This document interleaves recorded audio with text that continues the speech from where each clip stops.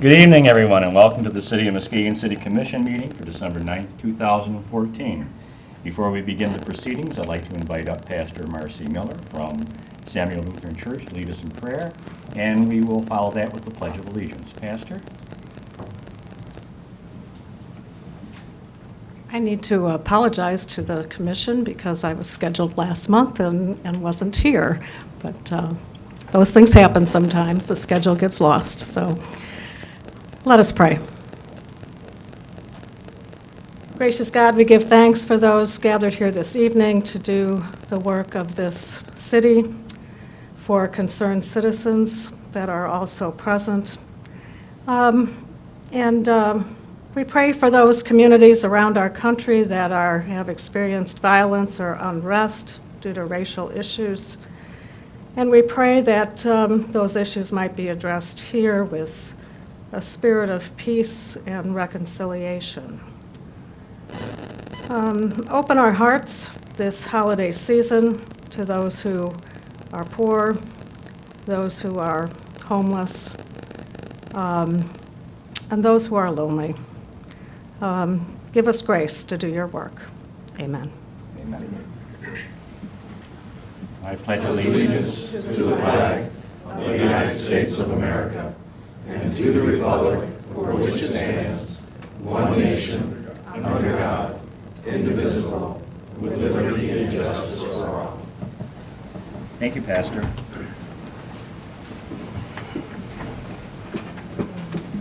May we have the roll call, please? Commissioner Hood, Here. Vice Mayor Spataro, Here. Commissioner German, Here. Commissioner Renzema-Sipiga, absent, Commissioner Turnquist, Here. Commissioner Johnson, Here. Mayor Gallren. Here. Well, before we get into the meat of the meeting, we have some recognitions and some honors and awards. And commissioners, it's that time of the year I ask you to get up out of your seats and line up in front of the dais, because we're going to recognize some extremely valuable individuals for their service to the citizens of this city. So, you're here, gentlemen, Mr. Manager, Council.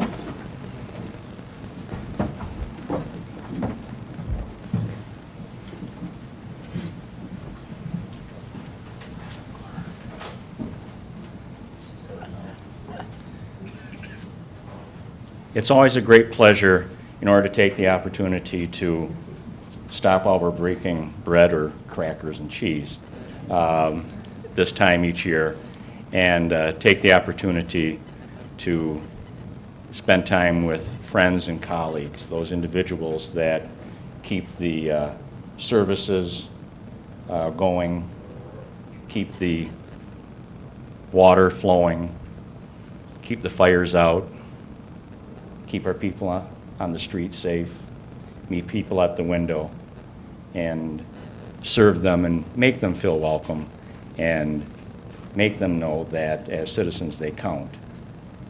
But tonight it's our turn to turn around and tell you how much you're appreciated and how much you count.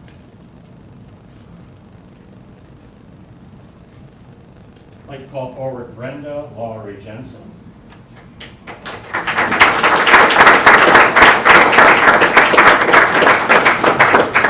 Brenda's been with us 15 years. We look for another 15 and make it an even 30. Congratulations and thank you. Therese Williams.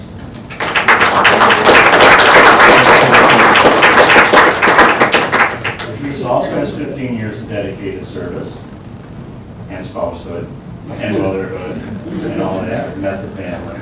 Quite wonderful. Congratulations and thank you so much.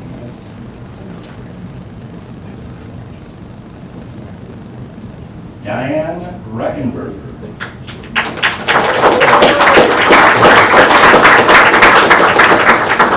Now the numbers start climbing, and we've got 25 years. And thank you for putting up with my little cute responses to you. I appreciate it. Okay, good. I got at least 4 more years. You started very young. Yes, I do. Ken Shirley.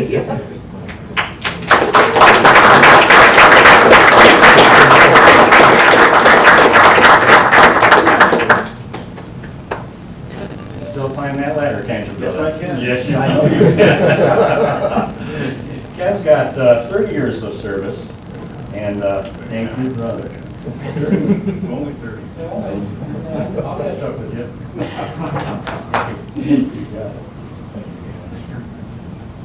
Kevin Herbert.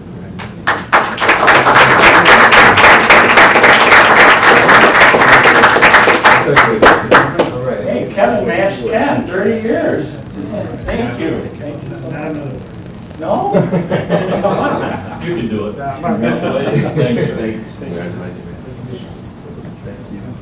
Thanks, sir.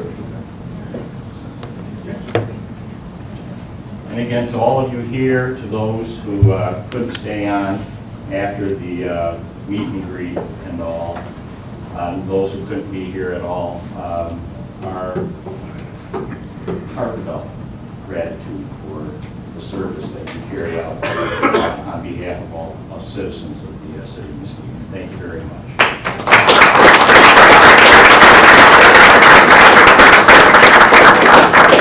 Now, we have a lot of food left, so I'm thinking before we start, we should finish that off. So I'll start with the back rows, and now we'll wait till later. Thanks.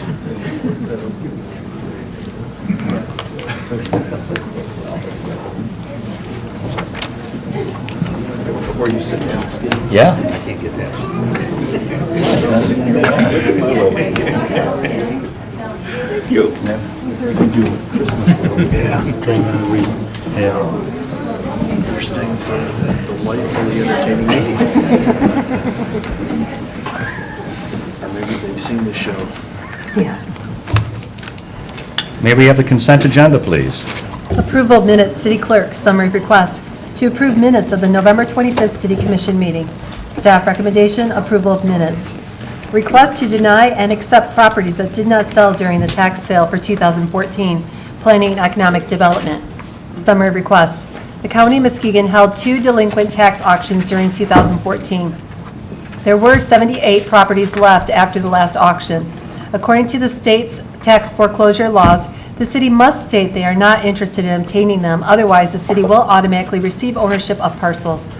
From the list that was provided, Planning and Community and Neighborhood Services have gone over the parcels to determine which ones to accept. Staff recommendation to deny and accept certain parcels and authorize both the mayor and the clerk to sign said resolution. Bloomberg Philanthropies Public Art Challenge, Planning and Economic Development. Summary request. The Public Art Challenge is a new program to support temporary public art projects that can transform civil spaces and drive economic development. Project submittals must formally be submitted by cities through their mayors, although communities must demonstrate collaboration between artists, art organizations, city government, and others. As the timeline for submittal for the project overview is December 15th, a collaboration is being formed between the cities of Muskegon, Muskegon Heights, Norton Shores, Roosevelt Park, and North Muskegon.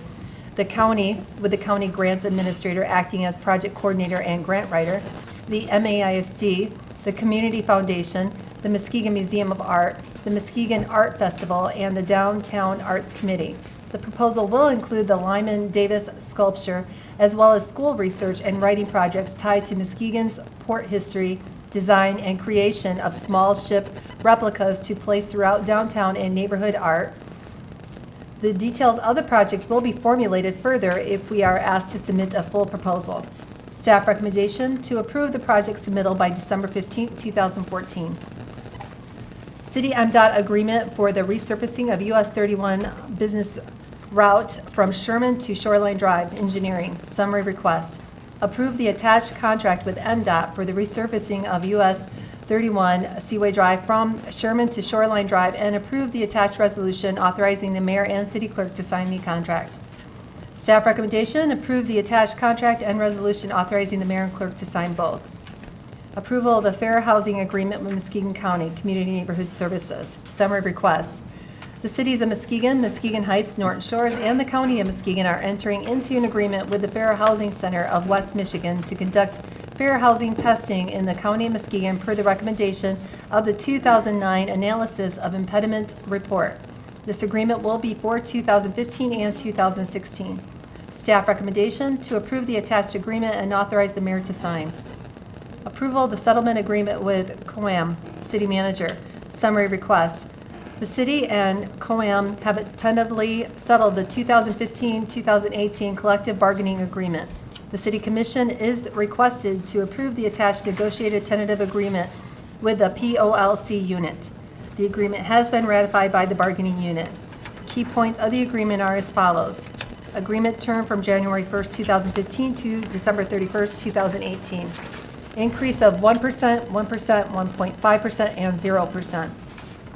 Lump sum payments of $600, $0, $600, and $1,500. Creation of a field training officer compensation program that applies to all unit members. It would be equal to 0.5% of the 1-year sergeant's pay. Changes to comp time that limit the amount an employee can accrue in a calendar year to 110 hours. Changes to the way holidays are administered in the unit. Changes to the way the city's HMO plan is administered. Changes to the way workers' compensation is administered in the unit. Staff recommendation to approve the tentative agreement and to authorize the mayor and clerk to sign the contract. Approval of the non-union pay scale, city manager. Summary request to approve and adopt the proposed salary ranges and salary schedules for the non-represented administrative, technical, professional, and supervisory employees for 2015. For ranges 1 to 5, the increase is 1%.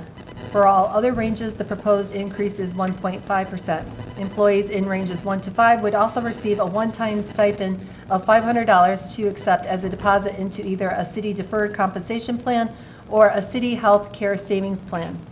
The stipend could be accepted as cash but would be reduced to $250. Staff recommendation to approve and adopt the proposed salary ranges, salary schedule, and fringe benefit changes for non-represented employees for 2015. Farmers Market Fifth Amendment to Purchase Agreement, Planning Economic Development. Summary request. The city is waiting for the contractor's lien period on the farmers market to expire so the property can be transferred from the DMDC to the city free of any claims. This is taking longer than anticipated. Therefore, a Fifth Amendment to the purchase agreement is recommended to extend the closing date. The amendment allows for continued operation of the farmers market prior to the official closing on the property, with the city fully responsible for any and all liability related to operating the farmers market during that time. Meanwhile, the city is working with the county assessor on alternatives to lower the taxable value on the property while it is in this transition period. Staff recommendation to approve the attached Fifth Amendment to purchase agreement and authorize the city manager's signature.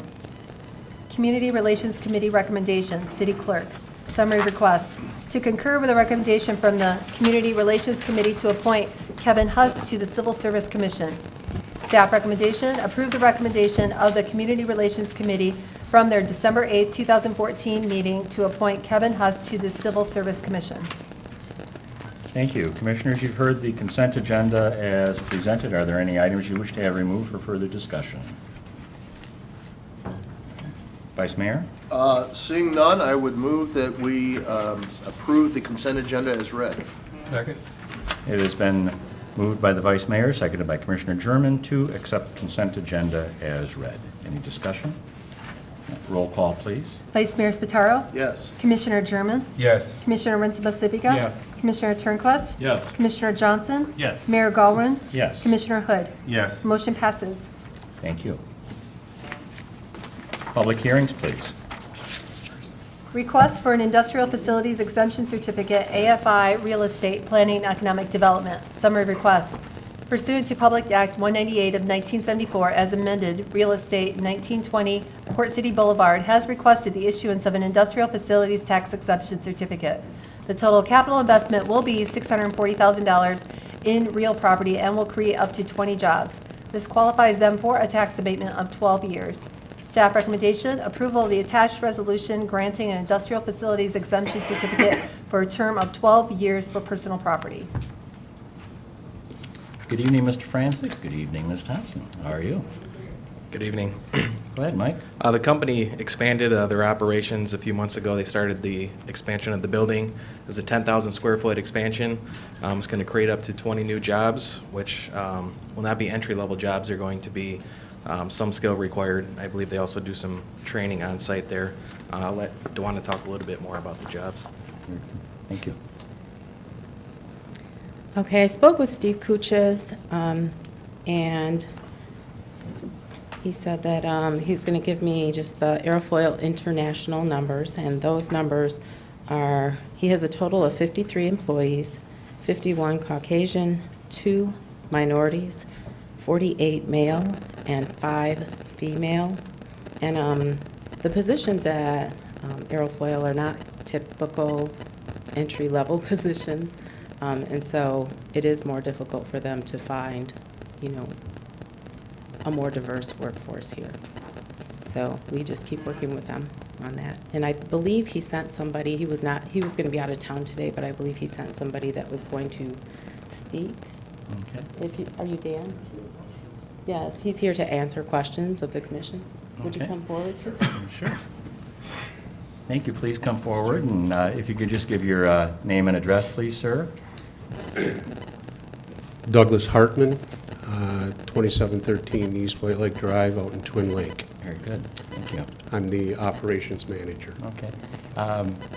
Any other additional information about your new expansion? And Well, the expansion is planned based on General Electric wanting to place a significant amount of business with us over the next 5 years.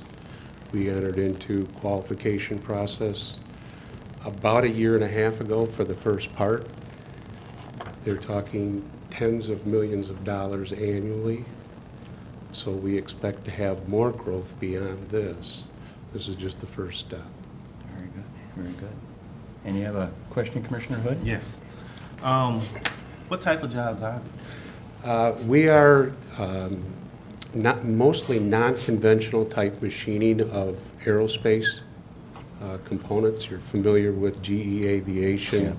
We're a small GE Aviation. Primary business right now has been land-based turbines for power generation and a little bit of aerospace. GE wants to put a lot of aerospace work in our facility. This is work they have now. Okay.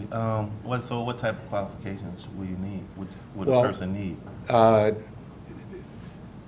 What we've been, when we go through applicants, we're looking for mostly good mathematical skills, good mechanical skills, some experience in CNC machine controls, programming, some IT background, not social media. We have enough people playing with their phones. But yeah, there's a lot of, everything is computer controlled and technical. Vice Mayor? Yeah, that kind of dovetails in the question I had. We run into this with other employers. I mean, clearly, you know, we want to work with you, we want to grow your business, we want it to be successful. We also want to make sure that people who live here are getting opportunities for employment. And if there's a gap between skills and the jobs, how are you working with the Career Tech Center and some of the other training programs out there so that people at least know where they can go and get the skills you need so that you have quality applicants for these jobs? In the past, we've been working with workforce development because we have had some entry-level stuff, opportunities. Tom Martin has a program out at MCC that we've been trying to get more people to take advantage of, to bring their skills up, working with the Tech Center, Career Tech Center. I actually have connections inside there and trying to work them a little harder from the inside, as well as with Luana. I've not personally met everybody here. I'm fairly new with the company, but it's a conscious effort every time we get into the hiring cycle to see if we can find some baseline skills within this community so we can hire local guys. Hey, it snows, we want them to be able to get to work. We don't want them to drive from GR. There you go. Any other questions? Commissioner German? Yes, you mentioned the Career Tech Center in MCC, and actually, I'm an employee out there, but I see a lot of men coming in there, taking the CNC classes. Some of them are ex-felons, and would that stop them from being employed in your company, or do you give them a second chance, as you know most of society does when it comes to employment? Absolutely not. Okay. We have actually had ex-felons that work for us. Okay. Unfortunately, we have nobody right now, Mhm. but no, we would not be opposed to that at all. Very good. Okay. Is most of your business, you mentioned aerodynamics, is that like government contracts also? No, most of it is around the commercial aircraft, Okay. Boeing, Mm-hmm. McDonnell Okay. Douglas. Okay. Okay. Anything else? Sounds good. Okay. Commissioner I guess Turnquist? I'm just looking for a little clarification. Your division really has nothing to do with real estate. So are you part of a holding company, the AFI Real Estate, or? AFI Machining, AFI Aerofoil International leases the building, and that's where we're putting the employees in. AFI Real Estate only really has one person in that company, so they're putting up the addition for us to expand our business in this area. Okay. Thank you. Thank you. Are there any members of the public that would like to address this?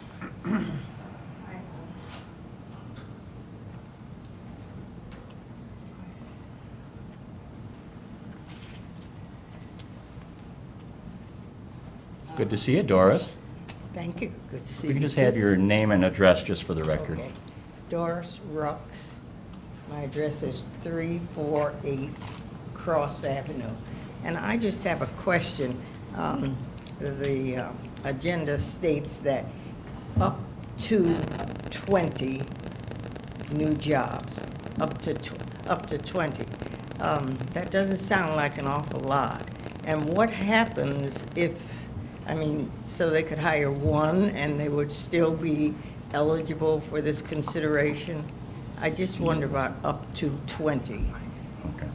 That's my question. Okay. Okay? We can have staff address you on that. Yeah. Okay. It just doesn't sound like. We do keep track of the job hirings over the years. We have an annual IFT report that comes out around February or March of every year. Also, related to this specific IFT, since it's just a real property investment, it's an automatic 12 years. There's no scale. So depending on whether they were just going to keep employees and retain them because of this or hire one, you would still get the same 12 years for this. Okay. All right. Thank you. If you want additional, stick around, we can. I just wonder if we could repeat it. Sure. It didn't all sink in. Absolutely. Sure. So for these abatements, since they're doing a building expansion, even if they're not going to be hiring, the state allows for a 12-year abatement. So whether they're hiring one job or 20, they would still be eligible for the 12 years. In other instances for these type of tax abatements, when it's for machinery that they buy, there's a scale for how many years you can get depending on the jobs. So the 20 jobs would be more important for that. And we track those by years. So it is possible that we could revoke some of the years if a company did not live up to what they had promised to do. Okay. Thanks, Mike. Are there any other members of the public that like to speak to this issue? You said that it says up to 20, so that would mean anything, anywhere from 1 to 20? Yes. So in 2 years, if you check to see if they lived up to that agreement, if they hired one person, then they would live up to that agreement? There's also, should be a contract in your packets that show the expectations for the company. And we do reserve the right to to go to the state and have these reduced or taken away for not performing. There is a clause in there about sometimes due to unforeseen market, crashes or anything, or downturns, that could be used as an exemption, but we do have the power to do that. But in this specific case, whether they were going to hire 1 or 20, because it's only for real property, you're only, the city's only eligible to give away an abatement for 12 years. Whereas personal property can be between 6 and 12 years. Okay. So if they didn't live up to the, what they had pledged, I guess it wouldn't matter as much on a real property application. But on a personal property where we're giving them more of an incentive for more investment or more jobs created, then that is something we would look at. Thank you. Yep.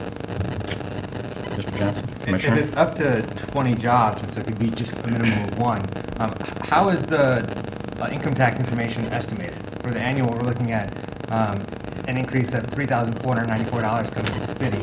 What is that based on? It's based off the average pay rate in Muskegon, which is $11 or $12, times the employees, times 52 weeks. There's a formula that goes into... Times 20 employees or times 1 employee? Or times For 10? this, it would be times 20, for what I have on the summary sheet. All right. So if it ends up being 1 job, Yeah, I mean, it would, to be yes, it would a affect small that. fraction. Commissioner German? How long has this company existed? How long have you guys... Second location, January 2005, we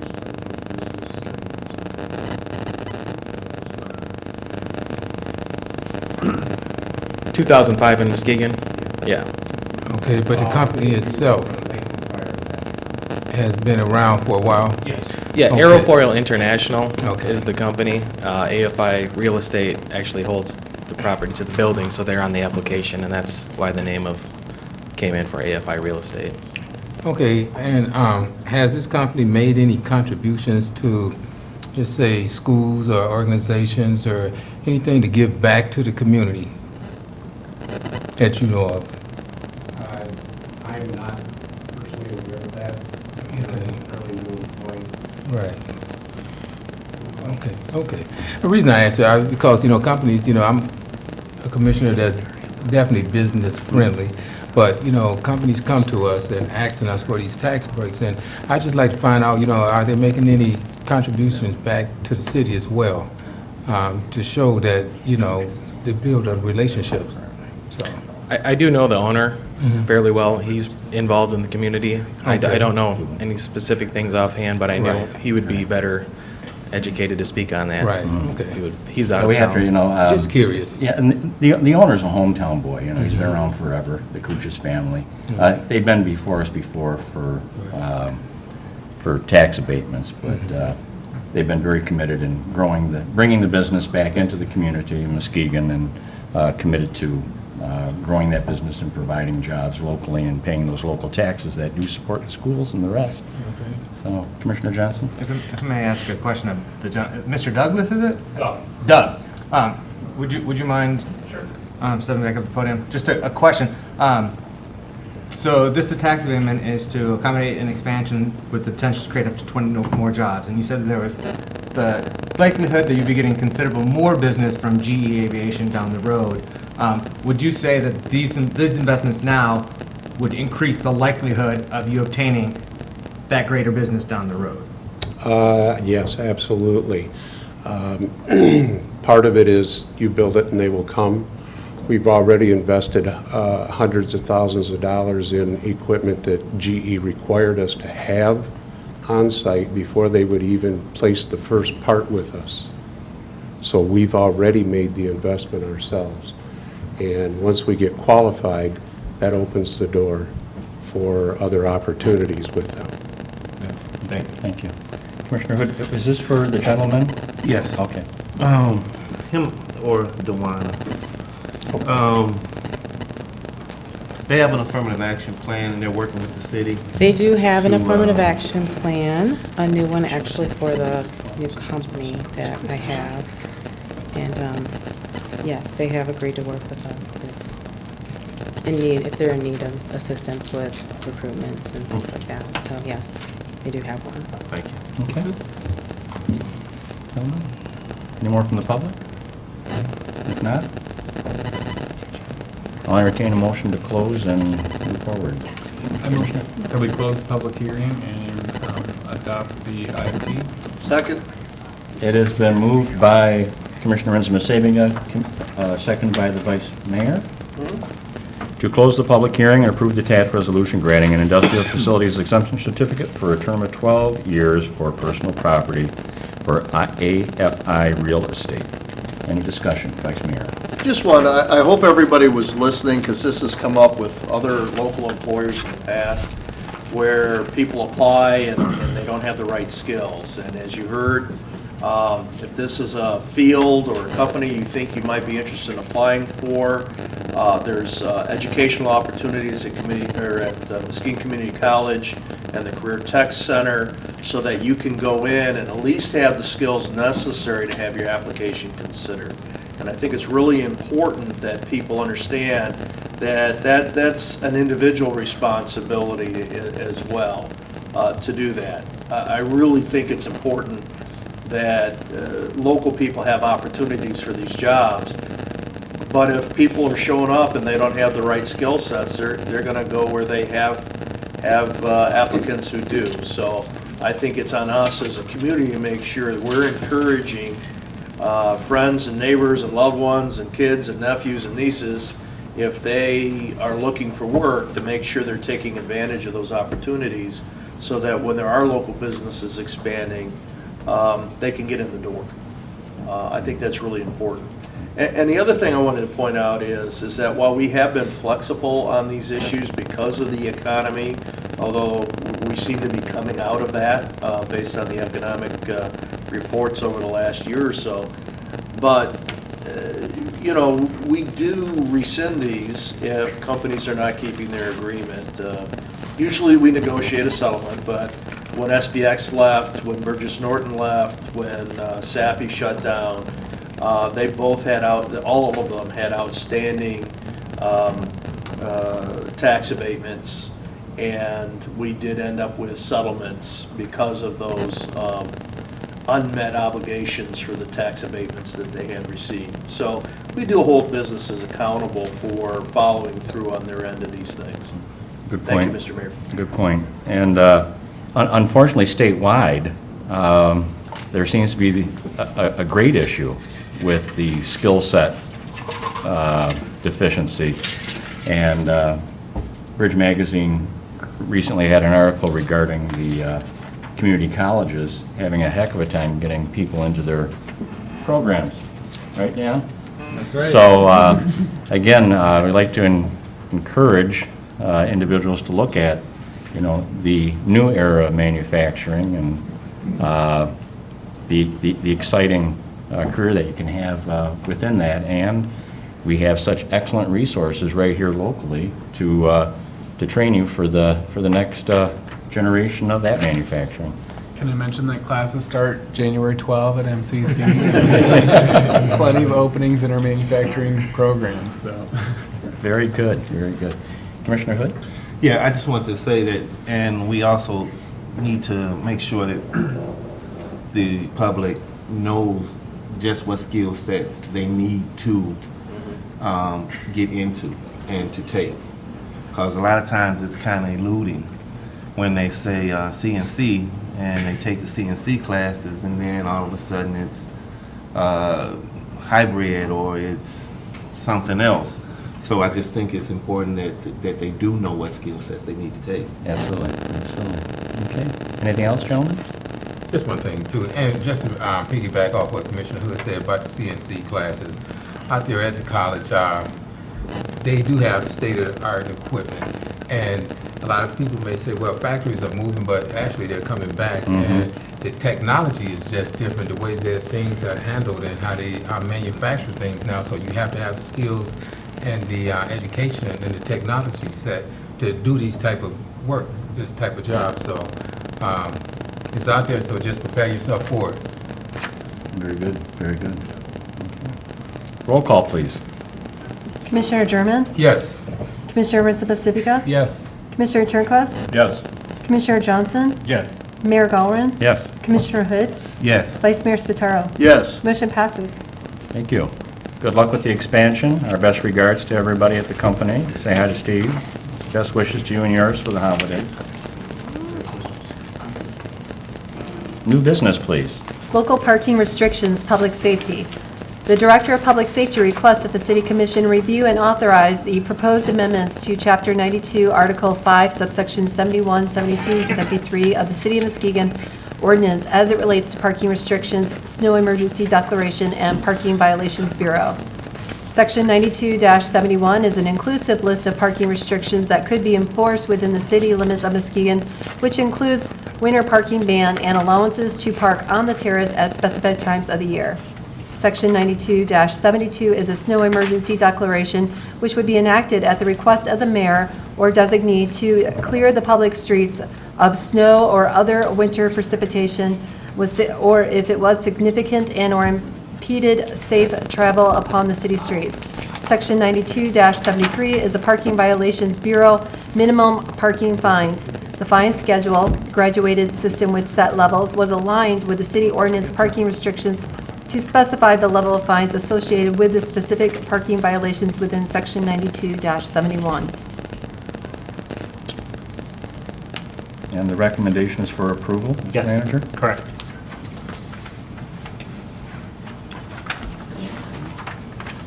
Can I get a motion? Are you taking all three sections as one amendment, or are you amending each one separately?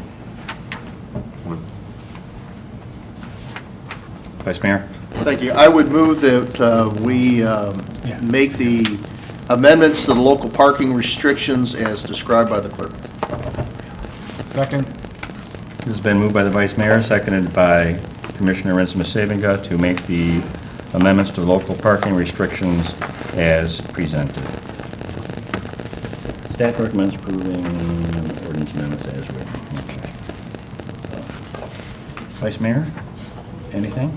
Well, I think we talked this out adequately, so, you know, I still have my doubts that the overnight parking ban is going to solve the problem of people parking on the street during the day when the snowballs go by, but I think we need to do something, because last year, certainly, we had too many streets that were not passable, and I think this is something that worked in the past, so I'm willing to give it a try. Commissioner, anything? You were the second, so I'm... Sure. Yeah, I'm willing to go with this. I honestly am not sure we didn't enforce the 48-hour on-street parking ban enough last year, which I think led to as many or more of the problems than people who actually park between the hours of 2 and 6 a.m. But I think if staff feels this is the best way to address the problems, and we clearly heard the problems from citizens and from staff, I'm okay with moving in this direction. It might be helpful to explain a little bit what happened with the repeal, but basically it seems like we're adopting an ordinance that, and I'm a little bit confused about what happened with the side yard parking ban and some of those other things. But I'm assuming that they're all in place, and this new ordinance just encapsulates everything that has been approved throughout this year regarding parking, and makes it clean and final. So if there's any other explanation, but. Okay. Commissioner Turnquist? Just a question. This is from December 15th through ending date? End of February. End of February. Now, what would happen, I think I read it in here, but if the extreme happened and last year doesn't happen and we don't have any snow or any snow-type situations that would require this, that can be lifted by Director of Public Safety, by the mayor, or? Well, the part in there that's, I guess, that can be lifted or set is the snow emergency ordinance. But I guess the effect, which is no parking from 2 a.m. to 6 a.m. during that specific time on the calendar, that would be in effect for that entire time on the calendar. For the entire time, irregardless of what our conditions are. Correct. Just knowing the state of Michigan and, the weather can change in a matter of days. And so for consistency's sake, it just makes it less confusing if it's consistently the same time and the same dates. Vice Mayor? Just a reminder, when this was done in the past, it went from November 15th to April 15th. And so there were a few times where we were into the end of February, the beginning of March, and we were up in the 50s and 60s. And, you know, the terraces were muddy and everything was just getting torn up. And we voted collectively to suspend the parking ban for the remainder of the season. And after doing that a couple of times, that's when we lifted it entirely a couple of years ago.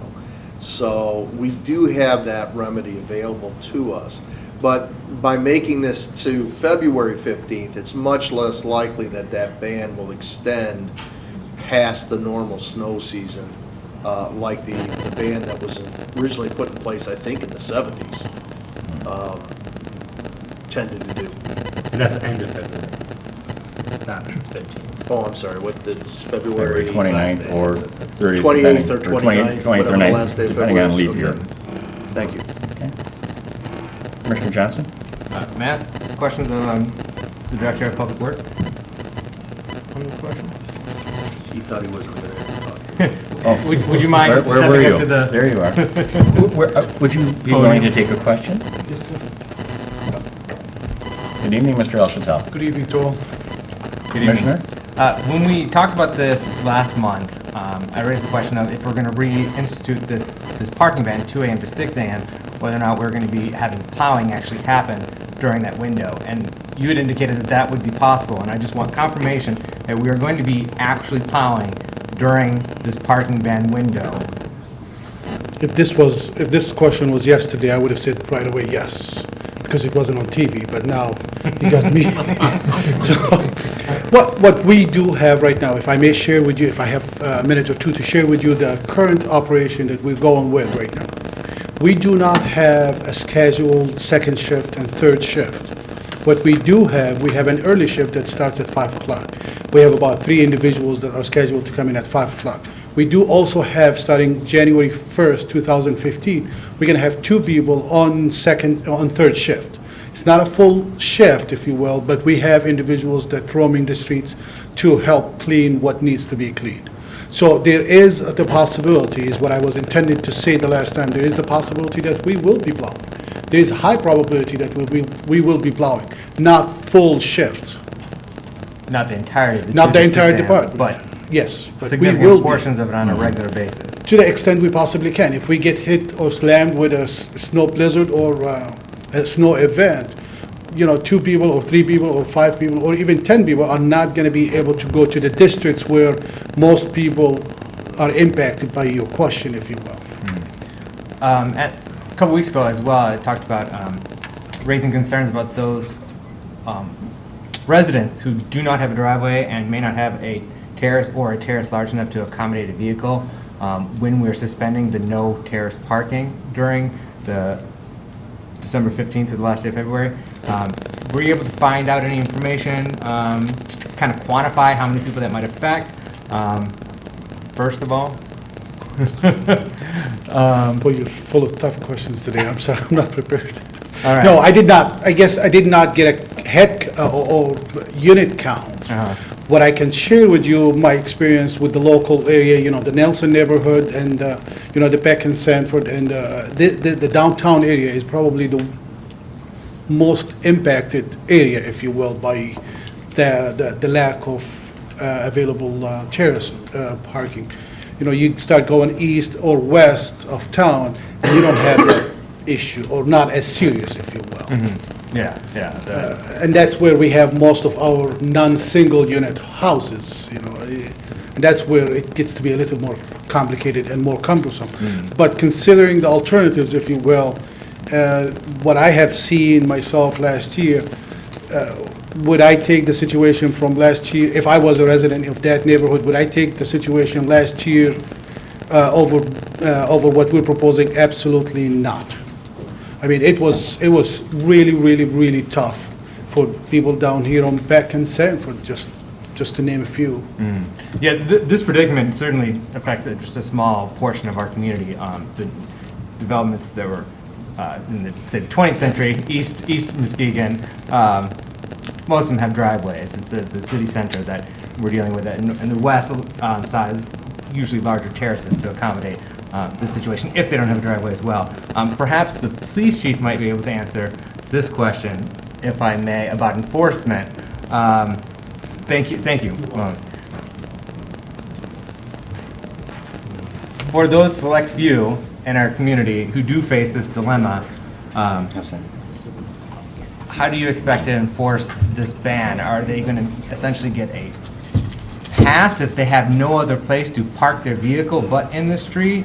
What are we going to do to help those select few people or accommodate them as best as possible without, adding additional hardship and finding them day after day of having this while this ban is in effect? Can I defer that question to Mo?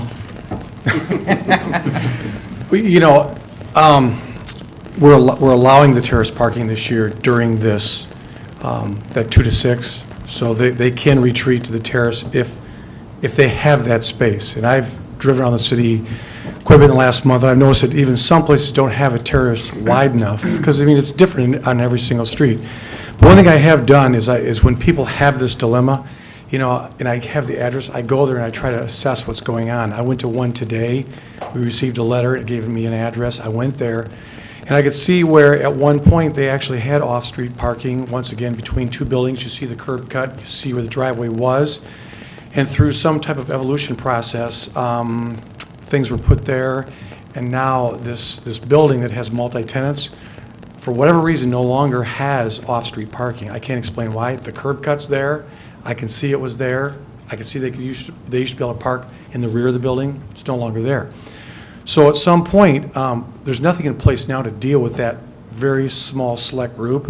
But when I hear about these complaints, I try to go out and see what it looks like, because we don't have anything in place right now. If they absolutely have nowhere to park, they still can park in the streets. And I've noticed when I've went into areas that have these situations, nearby I see areas that if maybe they approached a neighbor, I see vacant lots, I see parking lots.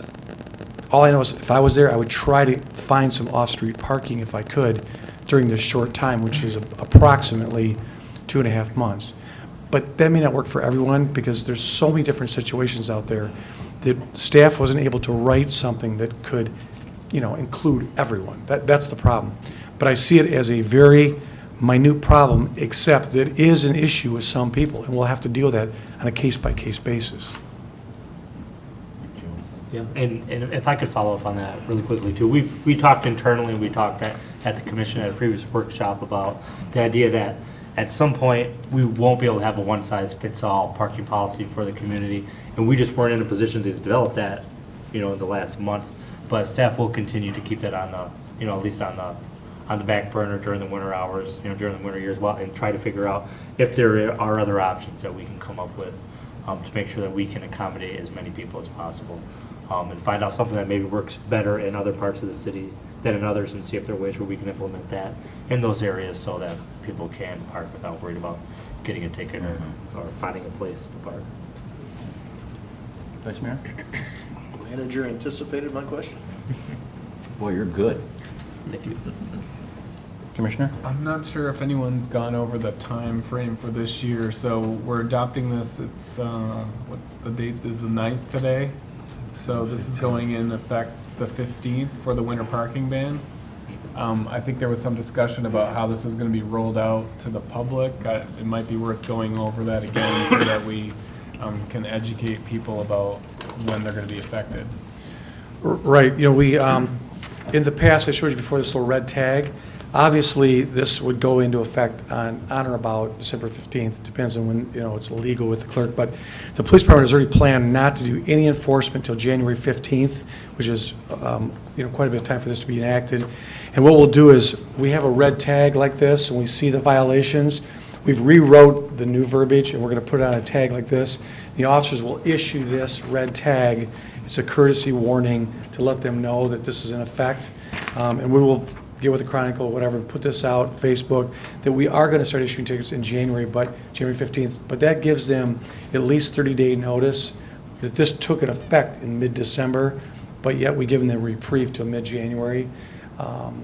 And we want to work with them so they understand, what's going on. And if that's okay with the commission, that was our plan, to just warn them. And then obviously, we talked today in our staff meeting, when we see vehicles that maybe are not, they could be in violation, may not, but if we see large amounts of snow on them, like you're talking about, or evidence they haven't moved, they will get this other courtesy, the orange sticker, which means we will be back in a certain amount of time, and we'll write the date on there. When you see the date on there, that's the date the car has to be removed on.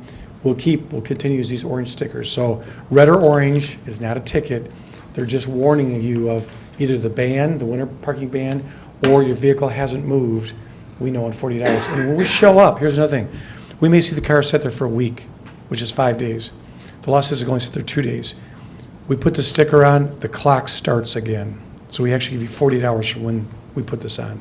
Once again, in favor of the citizens. Okay, very good. Anything else, Commissioners? Commissioner Johnson? For the snow emergency amendment, section 9272, subsection 6, indicates that all other parking restrictions remain in force. So if we were to do the snow emergency, say, March 1st, the terrace parking ban would be in effect. People would not be able to leave the street and get onto a terrace in order to get off the road. Am I understanding that correctly in this amendment? Well, I could pretty much tell you if before or after or during the snow ban, staff recommends that we do a snow declaration, and the mayor agrees, or his designee, and our purpose is to clear the streets. I'm pretty much going to tell my staff, I'm going to tell my staff, we're not issuing tickets for terrace parking. It's get off the street. And if you read that, the snow declaration, once the plows pass, you can obviously see that, the street is clear, you may retreat back to the street. Mm-hmm. During that time, we're in declaration, emergency. We're probably not that interested in writing tickets unless there's a reason, like you've blocked the road and that's a road hazard.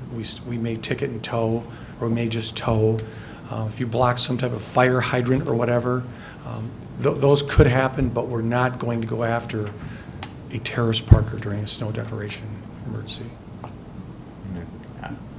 In this instance, I will certainly take your word on that. And I would imagine that if someone, the only place they could retreat were to their front yard, you also would not be going after them during a snow emergency.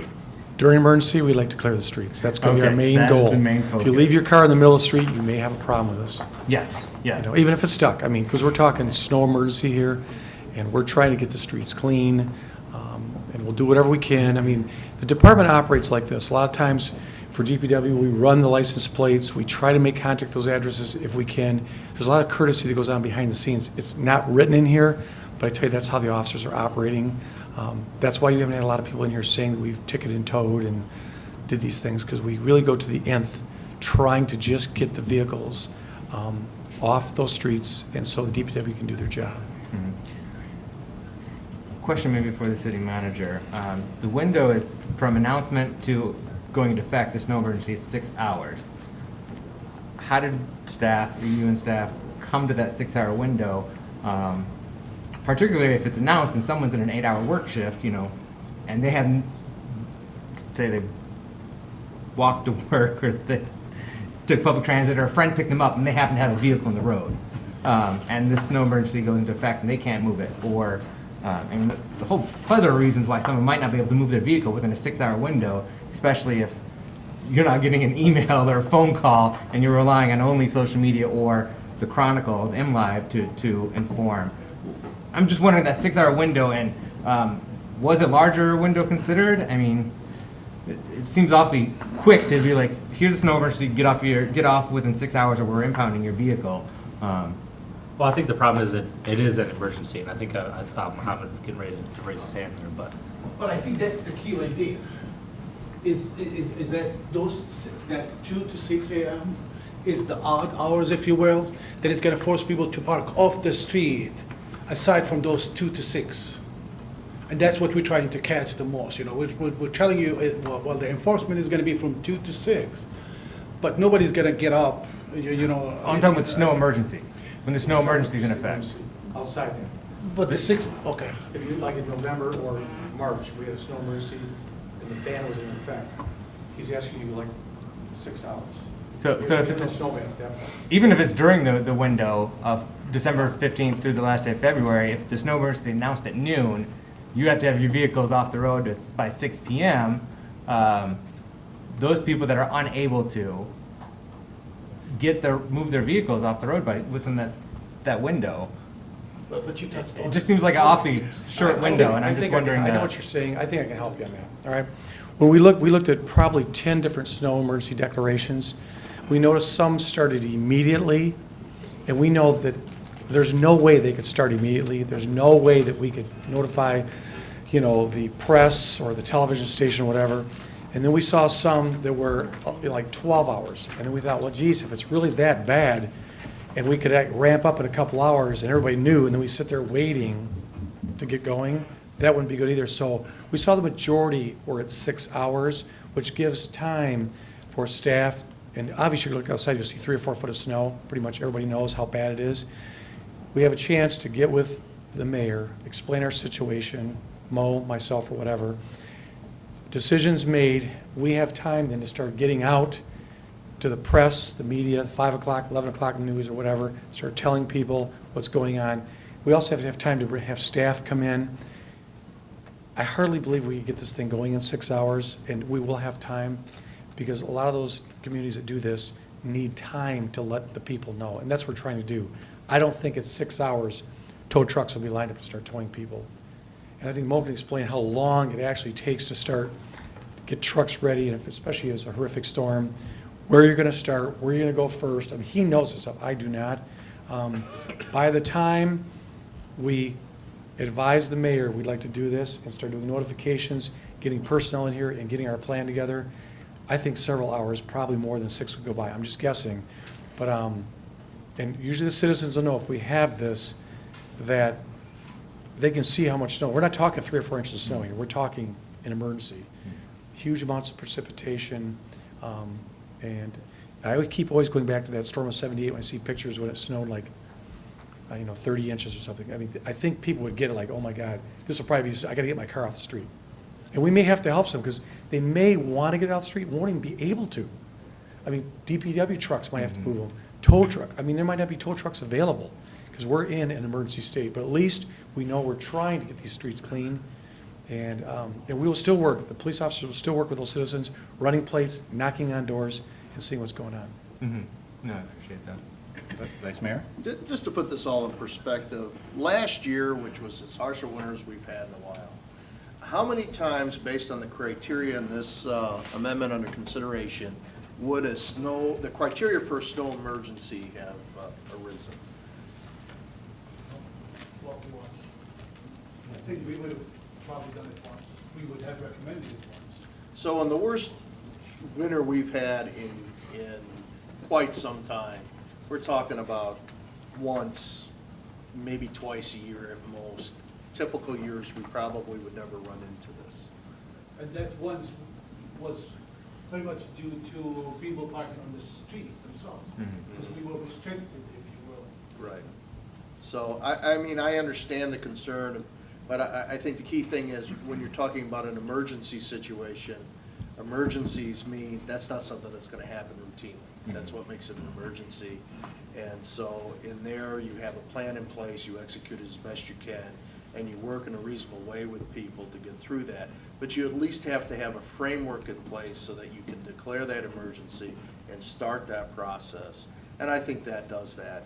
And in those rare occasions we're in that circumstance, we at least now for the first time have a mechanism to use to hopefully get the streets cleared in a more quicker way and get people back to work and school and the other things that they have to do to get through their lives. So, I think what I'm hearing that, you're never going to catch everybody.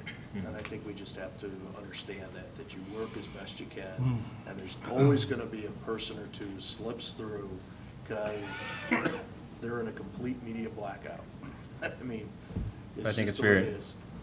Yeah, I think Chief has been very clear that when it comes to the questions about ticketing or citing or whatnot, that's not what we're out going to do. You know, these things are not in place to jack anybody. These things are in place so that we have a mechanism, a means to work with people. Chief's whole focus, and even for car towing in the warm weather, is to reach out, educate, and communicate first before we do anything. I think it's very clear. This gives us the mechanism to do what we're focusing on. Clear those streets, keep them open, keep them safe for travel, for, you know, emergency vehicles and everything else. So I'm very comfortable with that response and that mode that you'll be moving through. Anything else, gentlemen? Not roll call, please. Commissioner Muskegon? Yes. Commissioner Turnquist? Yes. Commissioner Johnson? Yes. Mayor Gallron? Yes. Commissioner Hood? Yes. Vice Mayor Spataro? Yes. Commissioner German? Yes. Motion passes. Thank you. Item B, please. 2015 user fee update, finance. Summer request. City departments have reviewed and updated their user fees, and these have been incorporated into the master fee resolution that is attached for your consideration. The new fees and fee changes that are being proposed are highlighted on the attached spreadsheet and include the following. Modification to cemeteries, openings, cremation, fee for non-residents of the city, and elimination of other cemeteries, opening, cremation, and family trees searches fees to simplify the fee schedule. New fee added to the city clerk's office for liquor license renewal after February 28th, and the ordinance book fee has been eliminated. New fee added by DPW for use of bike path for organized events, and new fee for wide load permit. Increased fee for wedding reservations in on city parks and beaches. Reduction in the late fee for non-payment of rental registration annual fee. Modifications to the farmers market daily fees, allowing the first season of operating the new market. New fees added for license to purchase applications to be processed by the police department and court or probation ordered preliminary breath test to be performed. Marina added new fees for shoppers docks and costs to move catamaran post, commercial launch ramp permit, trailer storage, and end-of-season late removal fees have been adjusted. Fees for installation of water or sewer stub line to property line have been increased, as these fees have not changed in many years. New fee added for thawing water sewer line after the first free visit each season, and new fee for TV sewer lateral. Additions and changes to some zoning fees to fall in line with other municipalities and to better reflect costs. Staff recommendation, approval. Thank you. Can I have a motion, please, Vice Mayor? Commissioner Hood had his Oh, hand up. Commissioner Hood. I move to approve the new fees. Second. It has been moved by Commissioner Hood, seconded by the Vice Mayor, to approve the user fee update. Questions? Question that, oh, go ahead. Commissioner Turnquist? Two questions. The fee structure is competitive with surrounding communities. We're not out of line to these similar type fees in cities that surround us. One of the things that we ask the departments to do is to review the fees in relationship to neighboring communities, and generally that's what most of the departments do. And in some cases, some of these adjustments are because of that. But we're very close to. Usually pretty competitive. The second question I have, because it's a new item, and we were involved in it this past summer, the Shoppers Dock. This is the first year in it. We met a couple of times and talking about it, and we're going to initiate a new fee of what, $10? How often was the Shoppers Dock used? Do we know? They were used, but that's why because when we made the agreement, if you remember, it was not in the fee schedule. It wasn't formed in the fee schedule before. Now we're formally put into the fee schedule. They were used by, for Comm, yes. The numbers I can get you the numbers if you would like. But it's used enough where we're going to get a fee for it? We only, if you recall, we made the agreement for 6 of them. We committed to only providing 6 of them at that rate, so. I did not hear any complaints. I've heard any. But we don't know how successful or unsuccessful it may have been that was being used? It was being used, yes. Okay. If you would like the numbers, I can get you some numbers. I'll take a number sometime when you want to give me a little shot. 50. Anything else? Commissioner German? Yeah, my question was, and I don't see anything in here, how much are the fees going to be increased by? We say competitive with neighboring municipalities. Is there anything that you guys had in writing or any documentation that you could have given us to show us a comparison with the other municipalities that they compare these with? Are the fees substantially increased by what, $10 or more or what? I have no idea of what your increase exactly would be. So in your packet, if there was a 2014 fee and the proposed new fee. So for example, these farmers market booths went from $20 to $25. Yep. And then this late fee was reduced from $100 to $75. And then if you look at in your packet, they're highlighted. If anywhere there was a change, they're highlighted. Yeah, all the changes have been highlighted and where new additions have been highlighted as well. It should be, if there were existing fees, there probably is history of 3 or so years of fees. Thank you. Vice Mayor? I would also point out that there were several fees included that were eliminated as unneeded or obsolete. So, you know, we don't just raise stuff. Sometimes there's a few of them that are lowered, there's some that are eliminated. It's based on the service being provided and does it match the actual cost of the service being provided. So, you know, I appreciate keeping these things up to date so that if we do have to make adjustments, they're usually not just, you know, hitting people with a doubling or tripling of something. It's usually in line with what the actual costs are. Right. And I see we finally got rid of the hitching post and feed fee downtown. Commissioner Johnson? What was the motivation for doubling of the site plan review fees for both minor and major incidents? Was it a comparison with looking at other municipalities in the area, or was it realization that these were taking up too much time for staff, or what was the rationale for the doubling of the site plan review fees? Pretty certain it's because the planning department saw how much time it was taking, but in addition, they did do some comparative analysis to other neighboring communities, especially Grand Rapids, for example. Okay. Is that all, gentlemen? Roll call, please. Commissioner Turnquist? Yes. Commissioner Johnson? Yes. Mayor Galvin? Yes? Commissioner Hood? Yes. Vice Mayor Spataro? Yes. Commissioner German? Yes. Commissioner Muskegon? Yes. Motion passes. Thank you. Item C, please. Neighbor-to-neighbor policy, city manager, summary request. A policy has been drafted to encourage our employees to participate in volunteer activities by providing flexibility in work schedules, paid leave opportunities, and bonuses for meeting certain community volunteering goals. Employees will be encouraged to increase their involvement in the community by mentoring youth, organizing food drives, helping neighborhoods, etc. The city manager will give final approval of events or organizations that qualify under this program. A list of programs currently approved will be provided to employees, but will be added to and updated on a regular basis. Staff recommendation to approve the policy as submitted and give authorization to the city manager to select qualified programs. Commissioner Hood? I move to approve the neighbor-to-neighbor policy and give authorization to the city manager to select qualified programs. Support. It's been moved by Commissioner Hood, seconded by Commissioner Johnston to approve the policy as submitted and give authorization to the city manager to select qualified programs for the neighbor program. Commissioner Turnquist? I think the idea is great. There's 3 parts to it: the flex time for approved community service activities.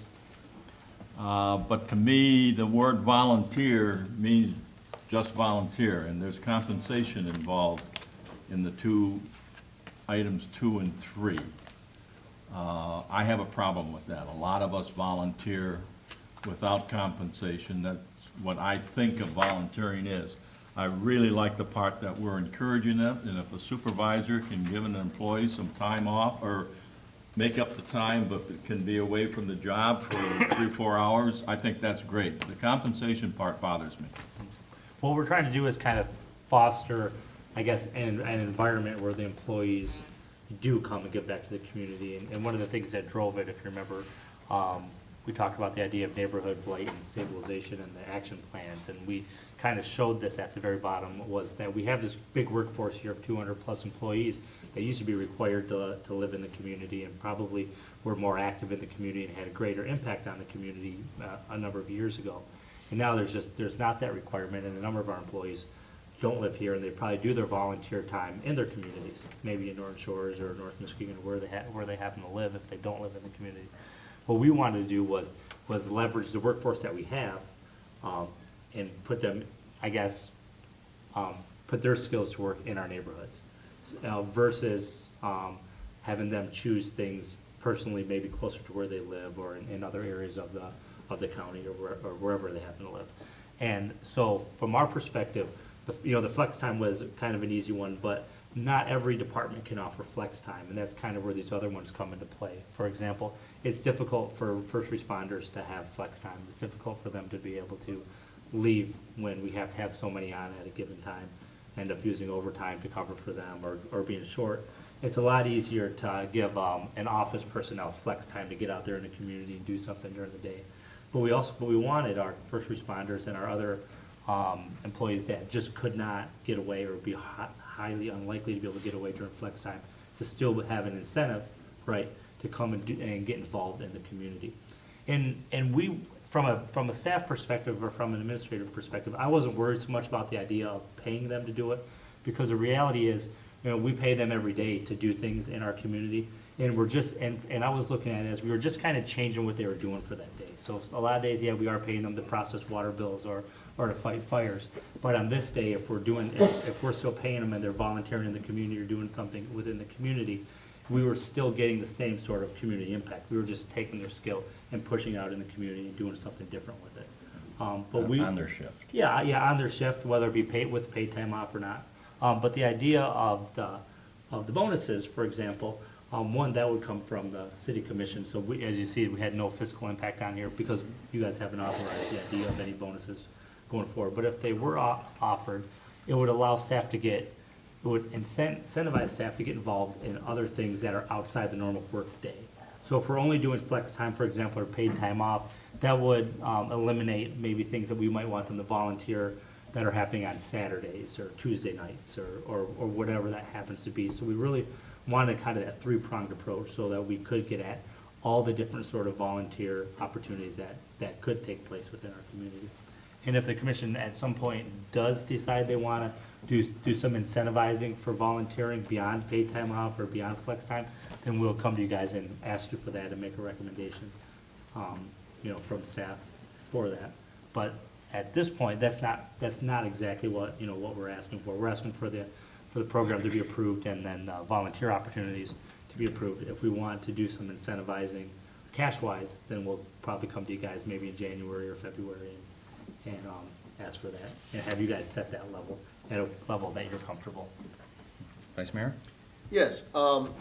My question on this was, is this a situation where a person can choose a volunteer activity? Say, something everybody's familiar with, say, I want to volunteer for the Red Cross or something along those lines, or is this like what many corporations do is we're going to do a group project and everybody wants to volunteer, we're going to spend this day putting up a tot lot, like one of our local companies helped one of our neighborhoods a few years ago, and their employees all came in and they helped do that work for that neighborhood. Or is it both? Yeah, we kind of envisioned it being flexible enough to do both of those. Let people get involved in the things they're passionate about, but at the same time, create opportunities where we can come together and make a big difference in the community on a certain type of project or on the day of caring or whatever that happens to be. But we wanted the flexibility to get involved in whichever way we think that would have the greatest impact on our community, and obviously the impact on our action plan item regarding neighborhood stabilization.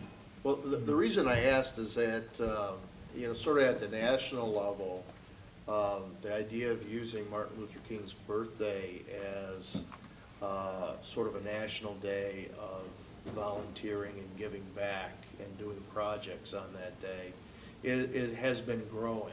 And I'm just wondering if, getting involved in that kind of process is envisioned as with this.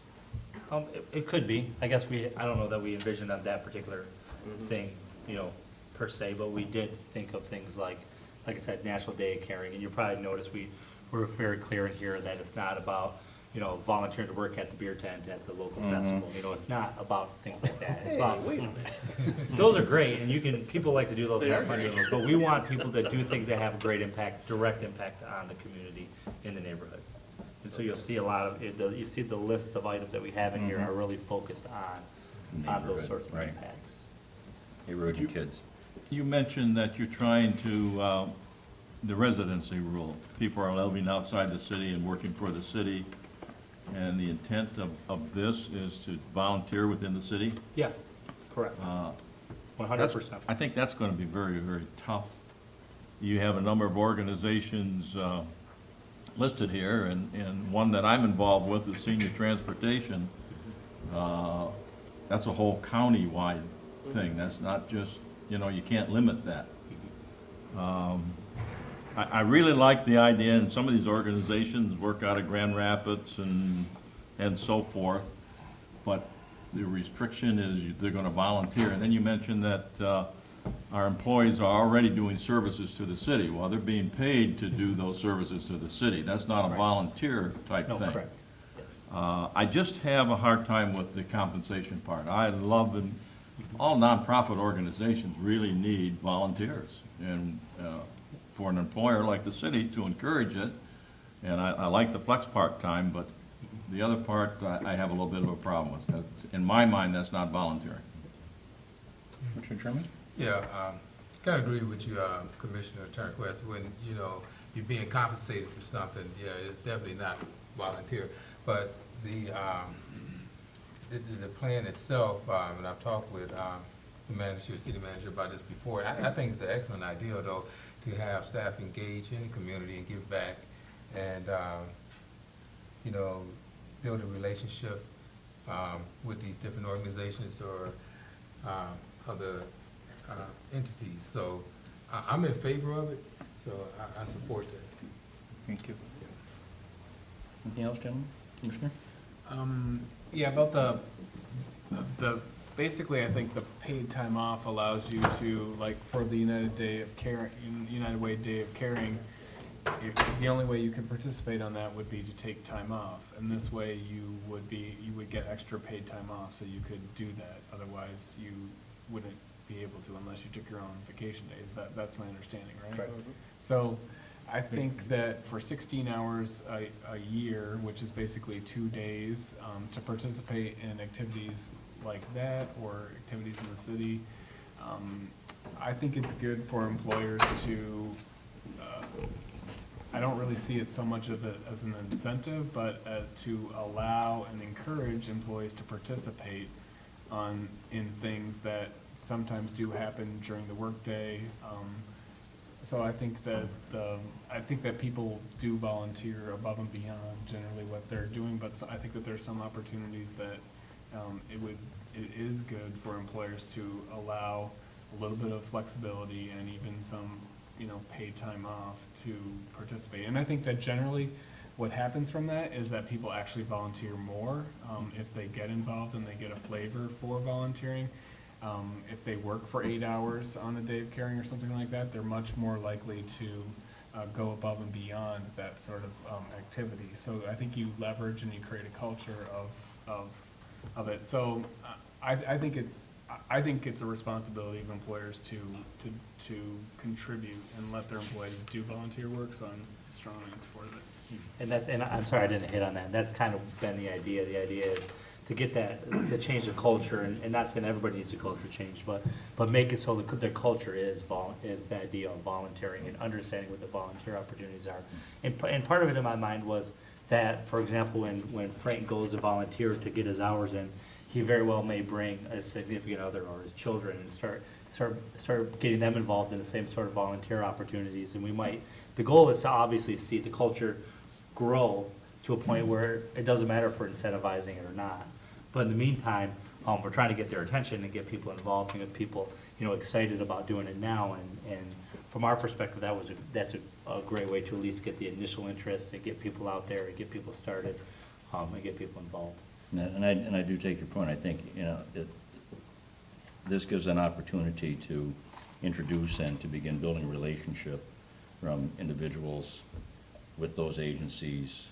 And I think the biggest payoff is having our employees being out amongst our fellow citizens and engaging and meeting face to face. And we all become more human that way, as opposed to a truck, a car, a probe, whatever we're doing. So I think there's definitely, some foreseeable benefit to implementing this and seeing how it goes. Commissioner Johnson. Yeah, my first read-through of this policy, I thought it was a great policy, its intent and also its construct. I thought it was a very well-formulated policy in terms of motivating, incentivizing our staff to get out there in the community, and just for some of the reasons that have been explained tonight, including what the mayor just touched on, getting our staff out there, touching base with our community, better integrated with the community. I think benefits on many levels from that, not only for our staff, but our community.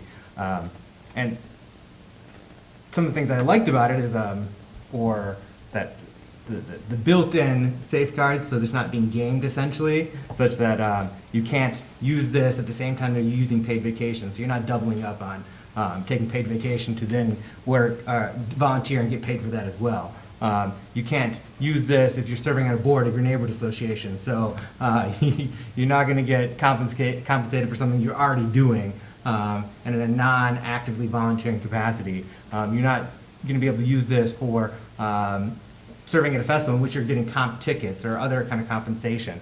So it's really getting to the heart of actually volunteering actively and not passively or otherwise being compensated outside of what this policy envisions.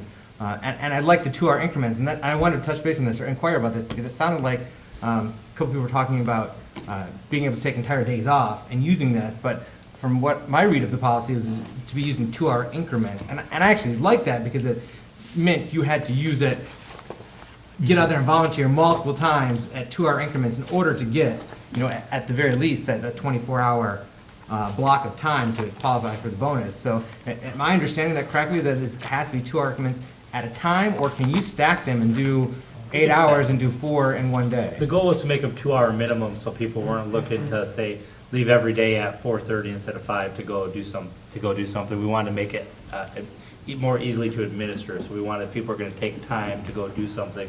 We wanted to at least use 2 hours, to at least do 2 hours of volunteer.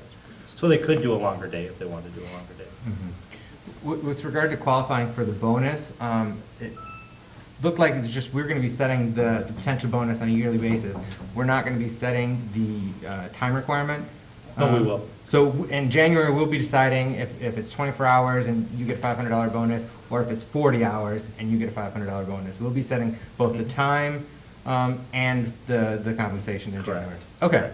We just put in there a minimum of 24 hours so that we weren't giving bonuses for 10 hours. And it's not designed to be incremental, so it's not designed a sliding scale. It's either you meet it or you don't meet it. So we will be deciding in January, though, if we want to stick with it 24 hours or maybe we want 36 hours. We'll come to you guys, for example, obviously if we need permission to spend the dollar, so we'll come to you guys and say, this is our plan. Our plan is to require 40 hours, and if they complete it, receive X. And then we'll have the discussion at that point if you guys agree with it or disagree with it and want to make changes to it or add more hours or subtract more dollars. Mm-hmm. Okay. Okay, thank you. Thank you. Okay, roll call, please. Commissioner Johnson? Yes. Mayor Gallren? Yes. Commissioner Hood? Yes. Vice Mayor Spataro? Yes. Commissioner German? Yes. Commissioner Muskegon? Yes. Commissioner Turnquist? I love the concept, but I'm going to abstain. Or vote no, whichever way You you... got to go yes or no. I'll vote no. No. Motion passes. Thank you. Any other business? Are any members, yes, please. I got the information, it's less than 60 votes of same. 60 Oh, for the season? for shopping. Thank you. For the shopping docks, shop docks? I've got just one comment, and that is when we were talking. Could I have you come back to the podium, Doris?